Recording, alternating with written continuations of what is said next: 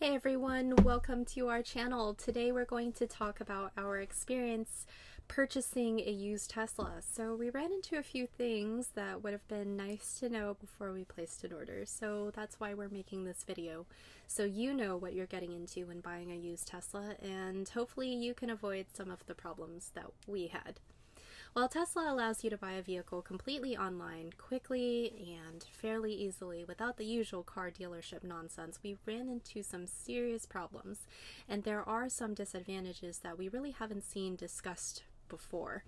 Tesla gives you a pretty comprehensive overview of the options that a vehicle has, and their website is super easy to navigate.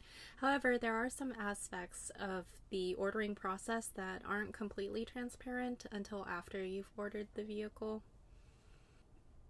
Number one, the website only gives you rendered images, even though we're talking about used cars. Like, why not just show real pictures or even offer a 15-minute video FaceTime walkthrough? It was a little nerve-wracking to buy a vehicle without seeing the actual vehicle. We initially found a certain Model 3 that we liked, and we wanted to know if we could see the actual car. We didn't get a response, and by the time the Tesla used car rep reached out to me several days later, the vehicle we wanted was gone.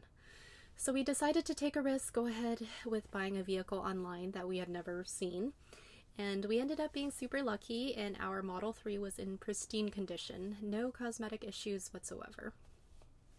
Number two, the offered percentage is misleading. We didn't get the percentage that was advertised, despite having a really good credit score in the mid-700s.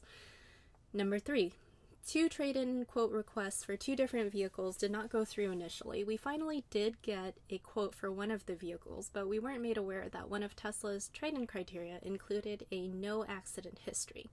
Had we known this, we wouldn't have wasted our time trying to trade in an ineligible car. You'd think that they'd be able to pull a Carfax because the trade-in process requires a VIN number, so they should have been able to see if the vehicle had had any previous accidents.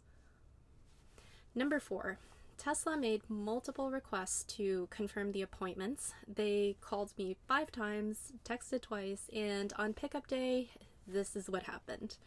Our vehicle wasn't ready. The car had to be washed and inspected. They had just started washing it when we arrived at the scheduled pickup appointment time, and we were advised that there would be about a 20-minute delay. Okay. So after washing, they brought the vehicle around, and then they noticed that the battery was almost completely empty, so it had to be charged, which tacked on another 30-minute delay. Finally, when we were getting ready to leave, when the TPMS had some issues and Tesla had to take it back into the maintenance bay, this probably should have been checked prior to our arrival. We were told that the TPMS light should go off on its own once we started driving, but obviously that didn't happen, and we as the owners had to initiate the TPMS recalibration, and it was fine after that. We probably would have been fine had it just been one single issue, but all three things back to back was a little bit irritating. Had we been the first appointment of the day, we would understand the delays. However, our appointment was 12:30 in the afternoon. Number 5. Lastly, we come to the most disappointing part of the entire buying experience. We ordered our Model 3 with full self-driving capabilities, but after playing around with the autopilot, we noticed that the car wasn't recognizing traffic lights and it could not auto park. So after watching some other YouTube videos, we realized that our Model 3 only had Autopilot 2.5 installed. We don't recall the hardware version being disclosed on the website, so you'd think when you pick up the vehicle from the dealership that it is up to date in terms of hardware. We had to schedule a service appointment and are now waiting for the appointment to get the hardware updated to 3.0. If you're interested in seeing how the upgrade process went and whether there were any issues, leave us a comment and we'll make a video about it once the service appointment is complete. From what we're hearing, it only takes about 3 hours. So the big disappointment is that a new to us vehicle has to go back to the dealership so shortly after pickup to be able to operate to its full capabilities, especially in times like this. I have no idea why they didn't just install hardware 3.0 while it was already at the dealership before the pickup appointment. The pickup process was delayed by 1.5 hours. However, the pickup experience was more pleasant than our experiences with other car dealerships. All in all, the Model 3 is well worth the money that we spent, and it's clear why Tesla is the leader in the industry of EVs.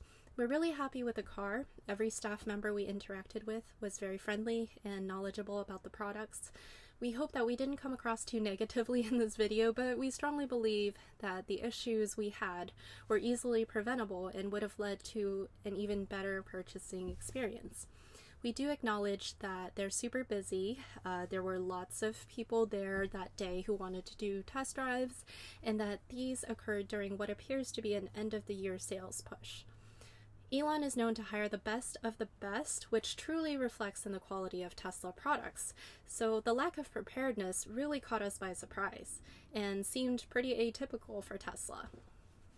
This is our first video of this nature, but we really thought other people would benefit from having this information before ordering a used Tesla.